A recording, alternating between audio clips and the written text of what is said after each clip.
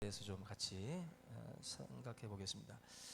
사람들마다 그 자신의 그 전문 분야에서 자신이 개발한 어떤 상품, 뭐 별도 발견한 사람의 이름을 넣는 것처럼 어떤 자신의 이름이 이제 붙은 어떤 그런 그 상품들을 판매한다는 것은 본인에게는 또 굉장한 영광이라고 생각이 되고, 여러분들도 할 일 없으시면 별을 찾으세요. 그래서 여러분들이 발견하는 별이 있으면 여러분들 이름이 됩니다. 근데 쉽게 발견이 안 되죠. 이 어떤 뭐 음식을 만들어서 자신의 이름을 단다든지, 또 아니면은 어떤 뭐 무슨 옷이라든지 어떤 그 작품들을 만들어 가지고 자기 이름들을 이렇게 넣는, 아니면 지명을 넣는다든지 사람 이름을 넣는 뭐 그런 식으로 해가지고 어떤 그 명예죠. 그 명예, 그죠? 어떤 꽃게 하면 어디죠? 대게인가? 대게가 어디죠?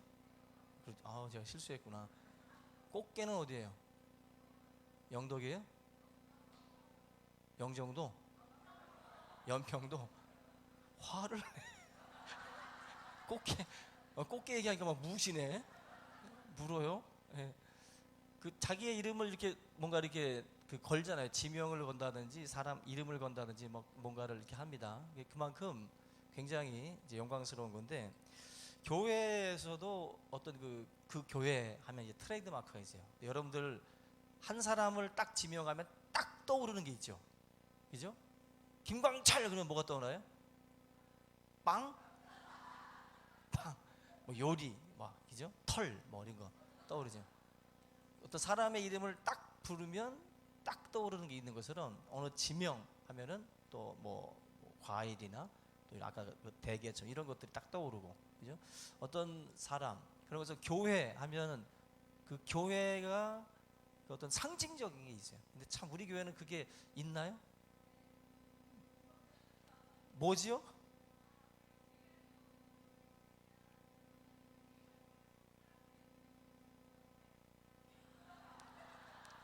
트레이, 트, 트레이드 마크가 되게 길다. 그죠? 그래서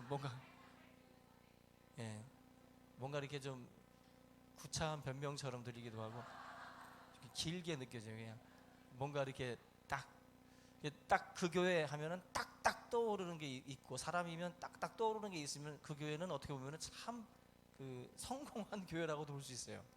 이게 그 명성교회 하면 떠오르는 게 뭐죠? 그죠? 또 이제 뭐 아시는 분들은 또 이 대답을 하시는데, 뭐지? 명성교회. 명성교회. 김삼환 목사님 교회는 새벽기도. 그 교회는 뭐 새벽 예배, 특별 새벽 집회 하면은 뭐 3만 5만 막 하여튼 막 나온다 그래요. 다 무직인가? 다 백수인가? 생각되시겠지만 아닙니다. 직장인들이고 또 청년들이고 뭐 이렇게 다 학생들이고 다 나오는 거예요. 그러니까 그 김삼환 목사님 그 명성교회가 주는 그 어떤 그 상징적인 그런 것들이 한국 교회에 정말 좋은 영향들을 또 많이 줬어요. 많이 줬고, 또 새벽기도에 대한 어떤 부흥도 일으켰고. 사랑의 교회 하면 또 뭐가 떠올라요? 예? 옥하는 목사, 담임 목사 이름 떠오르세요? 그것도 성공한 거죠. 충신교회 하면 떠오르지 않거든요. 담임 목사 이름. 그 사랑의 교회 하면 제자훈련. 옥하는 목사님의 광인론, 완전히 미친 듯이 제자훈련에 힘쓰셨거든요. 그분이 어떻게 보면 좀 일찍 돌아가신 것도 굉장히 과로를 많이 했다 그러죠. 예. 제자훈련에 목숨 걸었어요. 그분은 정말 열정적으로.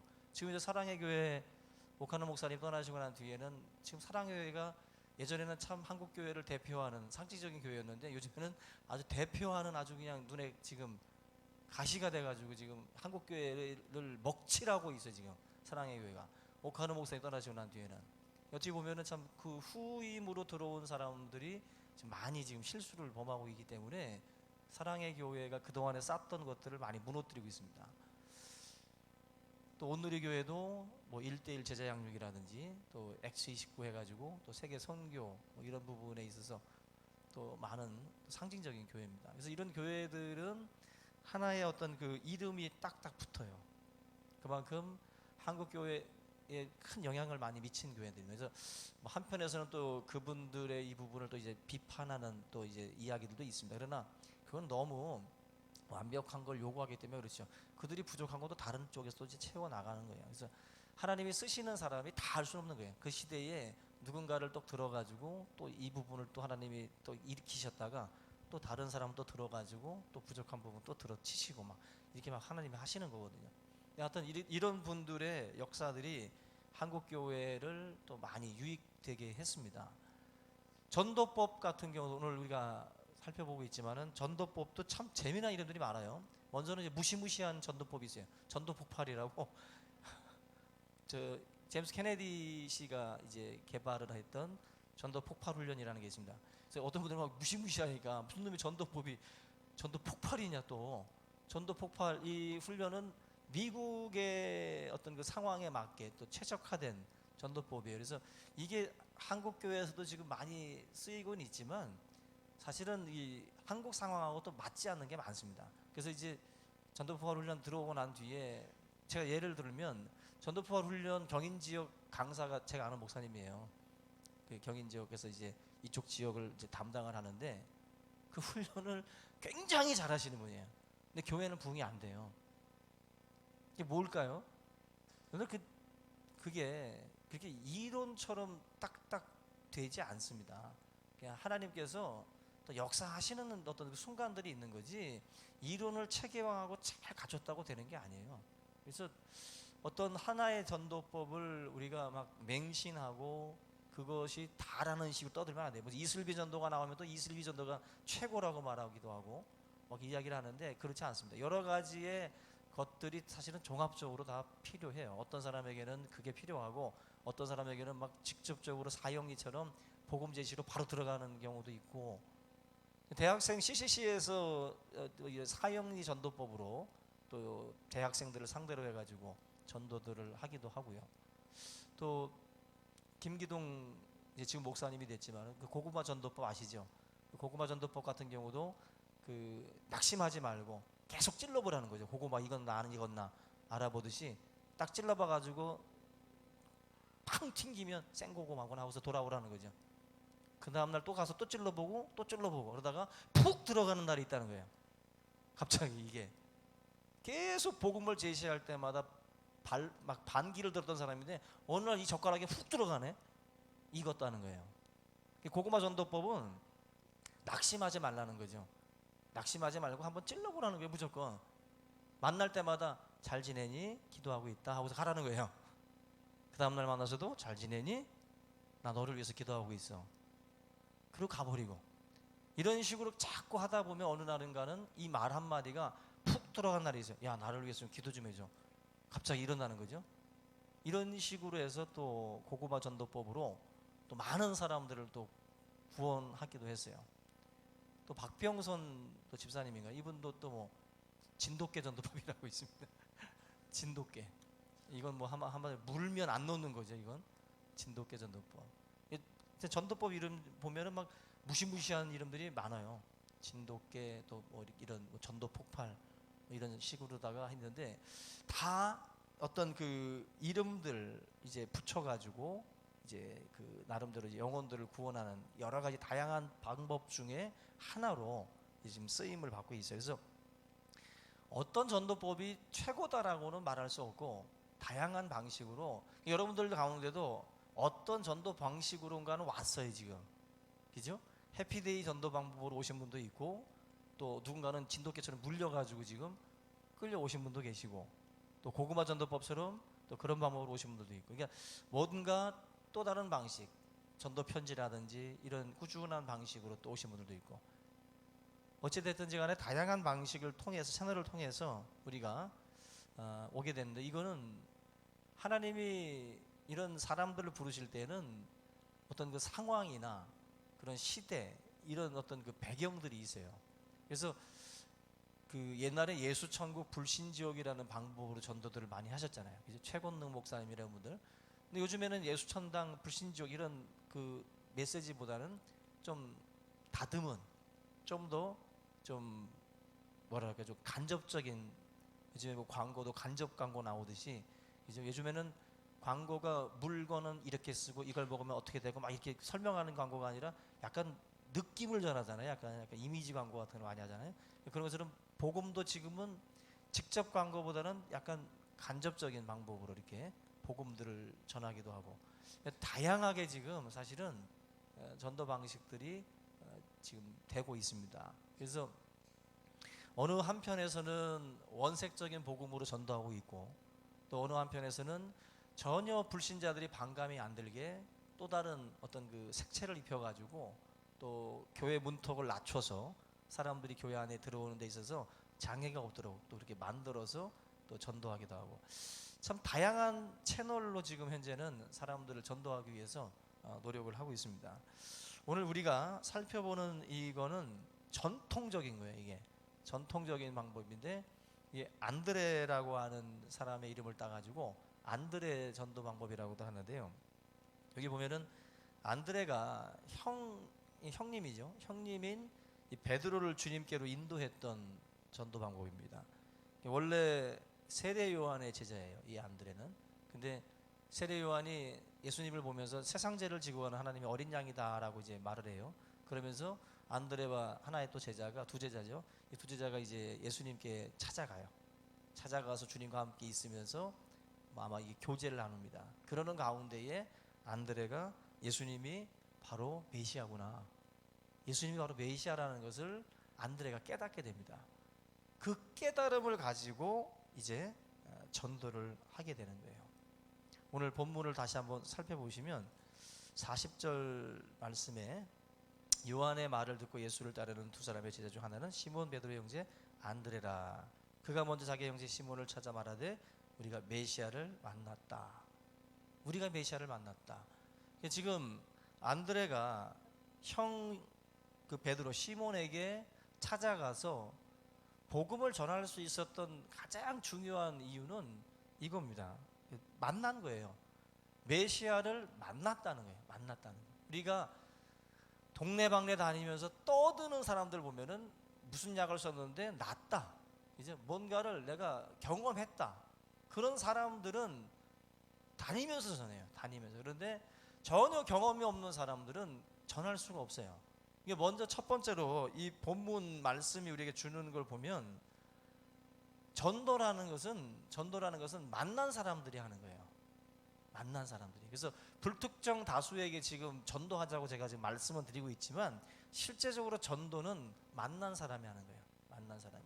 지금 이 안드레처럼 예수님을 만난 메시아임을 깨달은 사람들, 그분만이 유일한 이 세상의 구원자라는 사실을 깨달은 사람들만이 이 복음을 전할 수 있다라는 것입니다.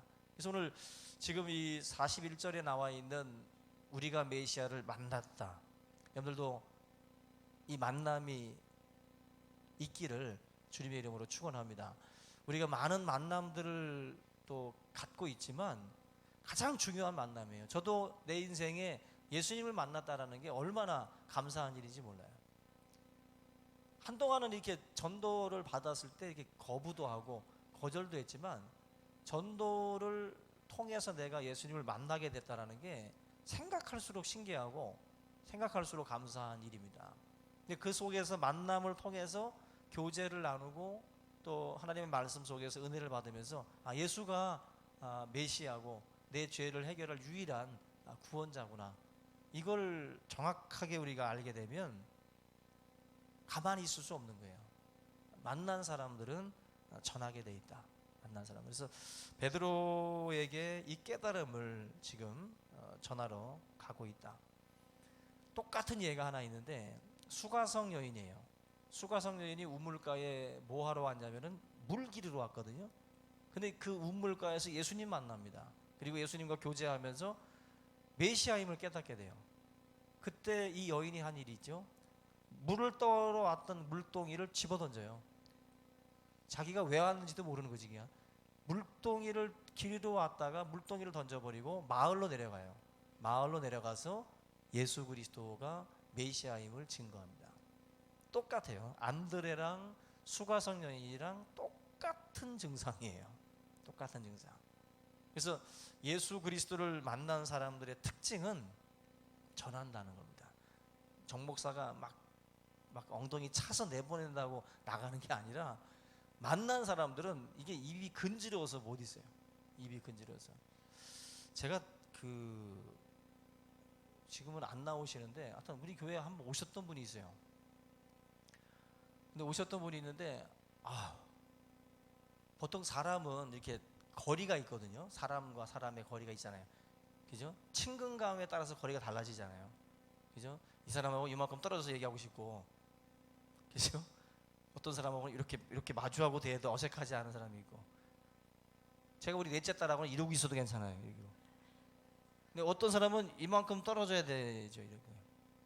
근데 얘기를 하는데 제 일평생 그렇게 말이 많고 그렇게 쉬지 않고 논스톱으로 그냥 제가 껌박 20분을 넘게 그냥 앉아가지고 제가 한번 얘기를 들은 적이 있는데 그 얘기를 들으면서 저분은 전도는 하시나 싶을 정도예요. 이게 굉장히 근지러우신 분들이 있잖아요. 이거 말하지 않으면 막 근지러운 분들. 근데 복음을 전하면 괜찮은데 이게 복음은 안 전하고 그냥 온갖 그 이간질과 온갖 이런 말들만 하고 돌아다니면서 쉬지 않는 그런 입들이 있어요. 쉬지 않는 입들.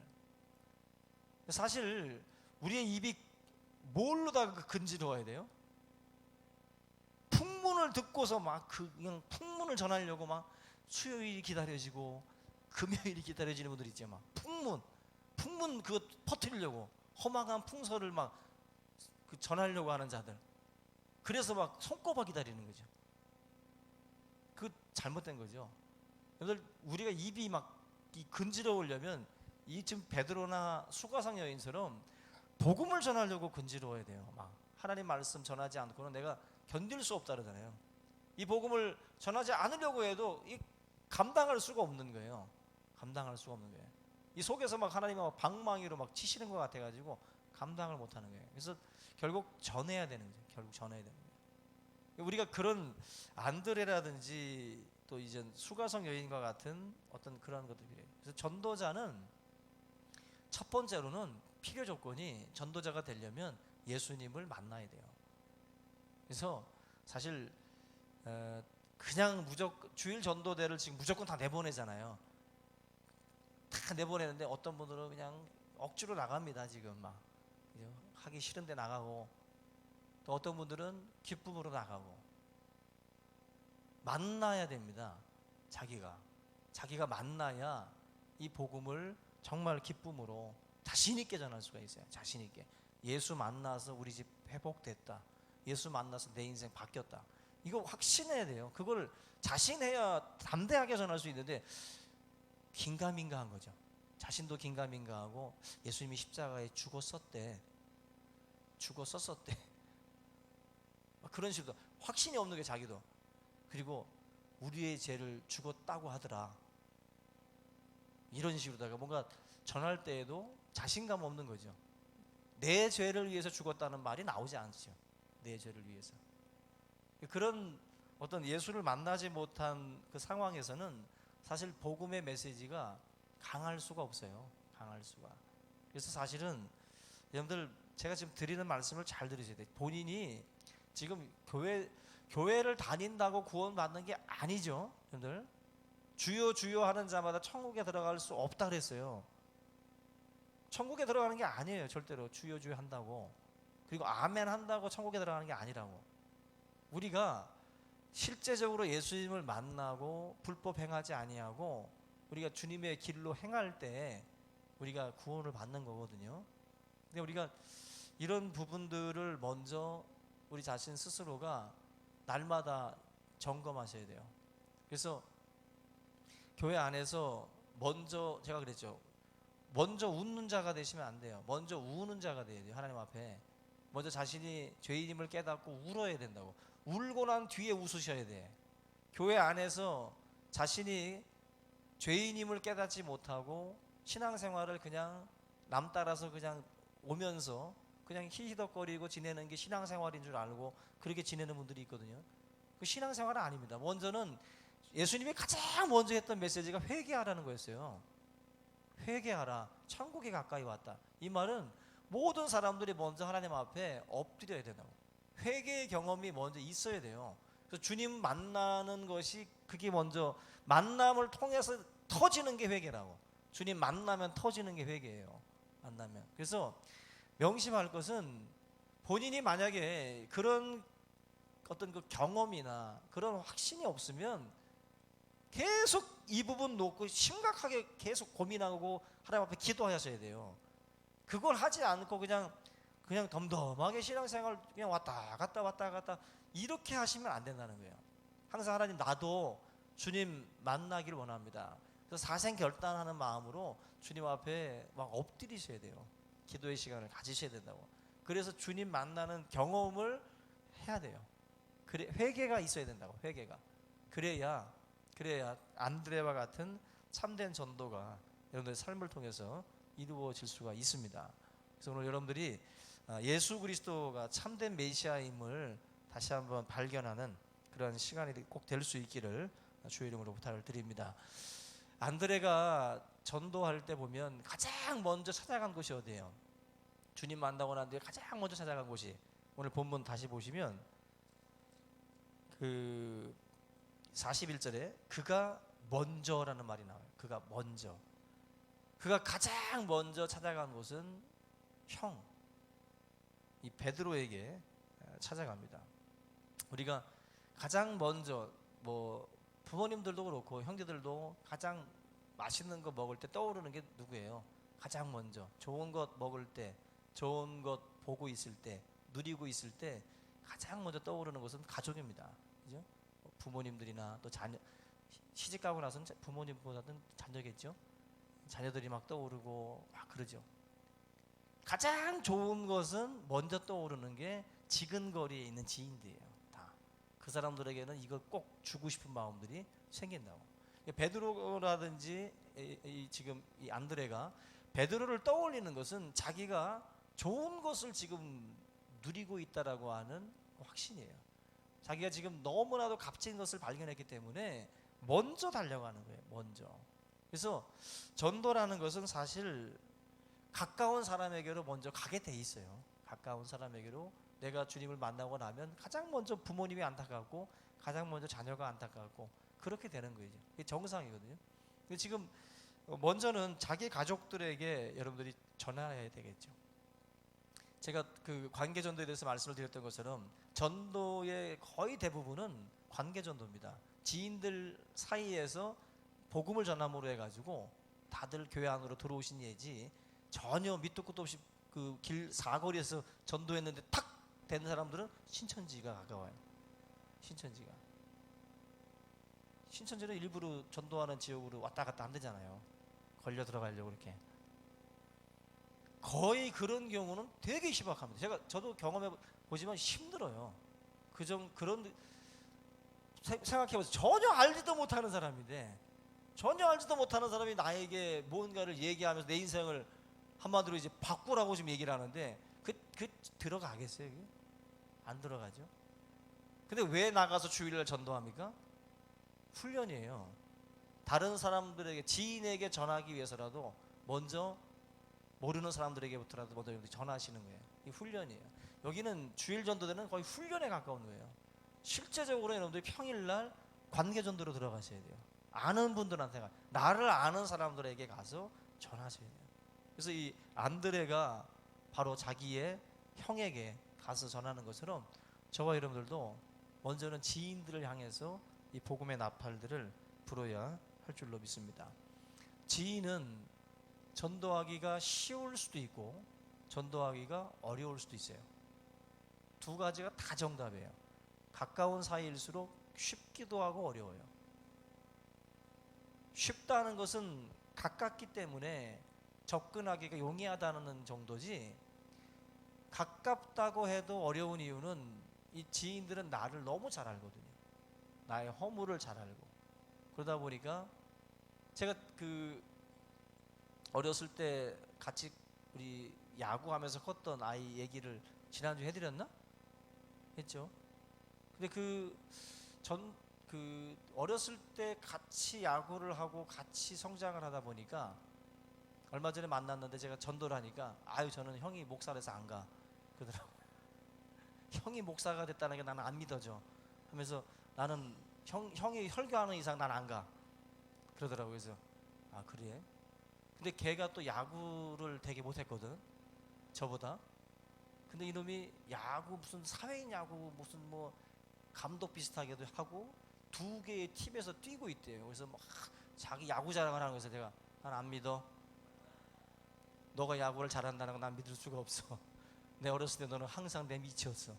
지금도 너가 나를 이긴다는 거는 있을 수 없는 일이야. 너는 잘할 수가 없어. 그랬더니 눈에 불을 켜고 용정학교로다가 토요일 날 8시까지 나오라고 내가 던지는 걸 볼 수 있을 거라고 하면서 저보고 막 나오라는 거예요. 안 나가. 봐봤자 내가 또 이기지. 안 나간다고.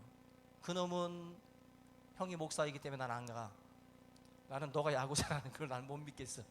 서로 잘 알고 지내는 그런 것이 사실은 어떤 그 장애가 되고 있어요.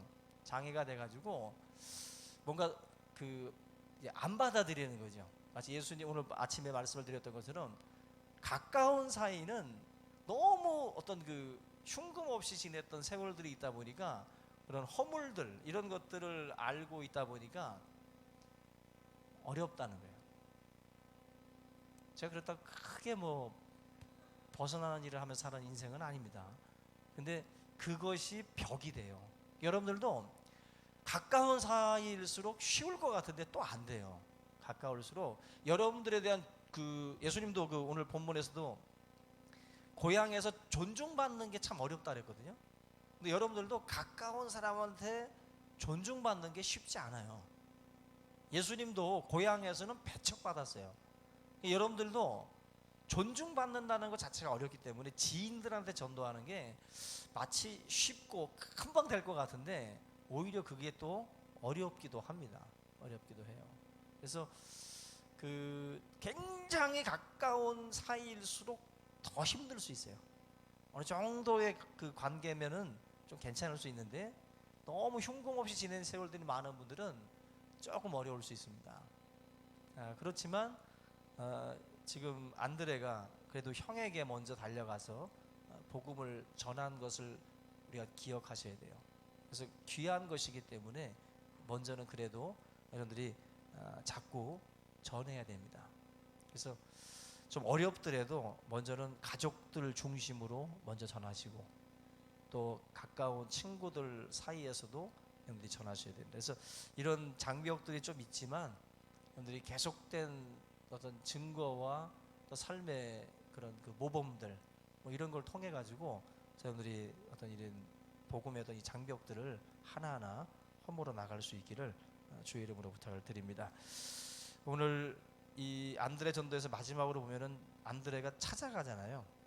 형제 시몬을 찾아가서 전도를 하고 있는데 사람들을 보게 되면 여러분들도 사람을 찾아가는가 모르겠는데 사람을 찾아갈 때는 언제 찾아가죠?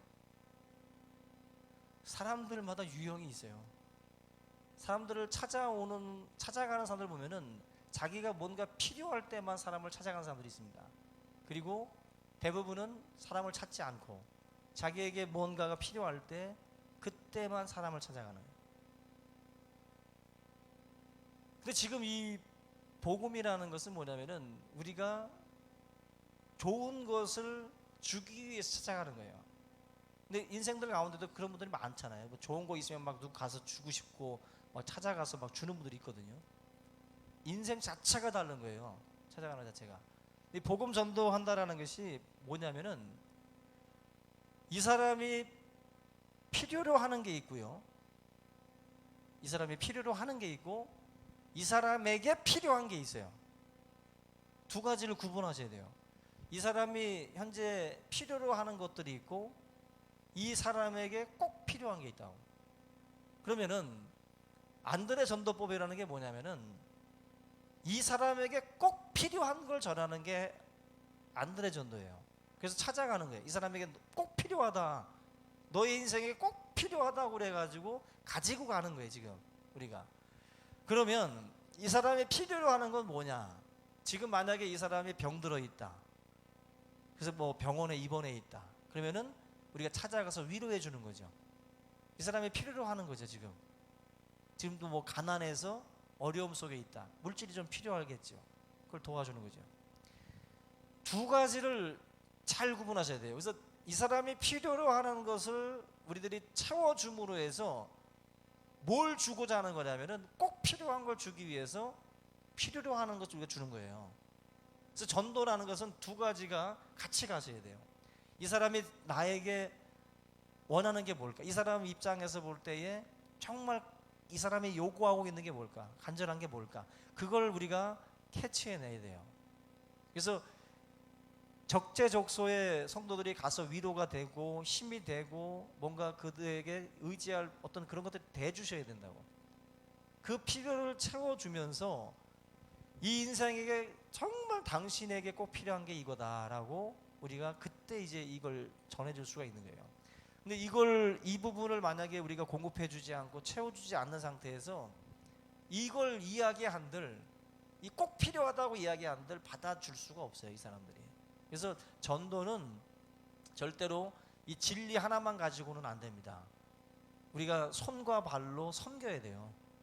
이 사람들이 필요로 하는 것들을 다 우리가 채워주고 또 위로해 주는 가운데에 이걸 제시를 해야 되는 거예요. 여기에서 하나님께서 그들에게 또 마음의 문도 열고, 마음이라는 것은 사실 몸으로 뭔가 감동을 줄 때 열리는 거지, 이론으로 아무리 여러분들이 설득하려고 해도 이론 가지고는 마음은 안 열어요.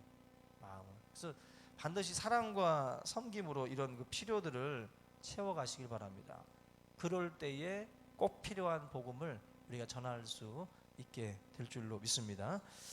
오늘 이 말씀을 함께 붙들고 저와 여러분들이 믿음 안에서 전도자로서 잘 감당해 나갈 수 있길 바랍니다.